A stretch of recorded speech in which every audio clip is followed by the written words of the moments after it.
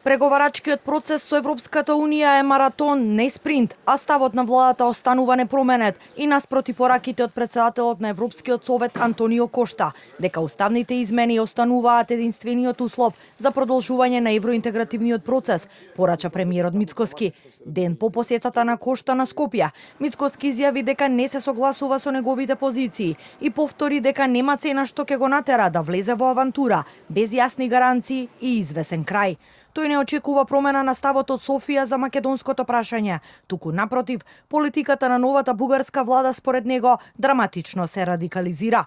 Македонија има силни аргументи и ќе успее да ги одбрани своите позиции и дома и надвор, а во меѓувреме владата посветено ќе работи на реформската агенда, кажа премиерот. Тоа кое што ми беше соопштено од билатералната средба која што беше помеѓу министрите за надворешни работи на нашиот источен сосед, мислам дека таму драматично се радикализира состојбата и не само што ова не е единствениот услов за да влеземе во процесот и да го тој процес изодиме до крај, туку напротив, таму работите драматично се радикализираат, а причината за тоа е нормално опозицијата кај нас, која што за жал не бира средства за да ги урива позициите на владата кога станува збор за одбрана на македонските национални интереси и представува мекото ткиво на македонскиот национален идентитет.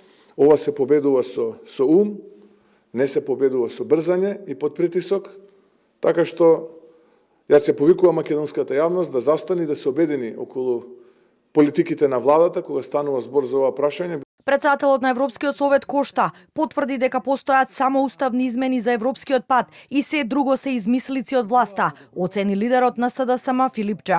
Според него станало јасно дека никој во ЕУ не може да даде гаранции за одложено дејство, како што владата најавуваше, а позициите на Мицкоски дека нема отстапки по ниту една цена ги оцени како штетни за европската иднина на државата. Филипче уште еднаш повтори дека СДСМ се залага за уставни измени и отворање на преговарачките поглавја и побара референдум за да се изјаснат граѓаните. Кој не го земал идентитетот и јазикот? Со векови на нас, да не кажам. Никој не ни може да ни го одземе. И ние сега не правиме чекор кој што не е никаков ризик, плашејќи се да не се случи нешто. Цела Европа седи на маса, сите заедно ќе видиме за тоа прашање.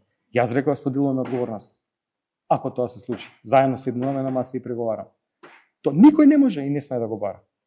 И тоа е апсурдна, лажна претпоставка. И додека опозицијата критикува по пораките од Кошта, власта се фокусираше на позитивните оценки за реформите. Од Министерството за јавна администрација оценија дека изјавите на Кошта се признание за напредокот во реформите за јавниот сектор. Дека посетата на Кошта е охрабрување за да продолжат европските процеси, оценија и од владеачката влен, од каде додаваат дека интеграцијата во ЕУ останува стратешка определба.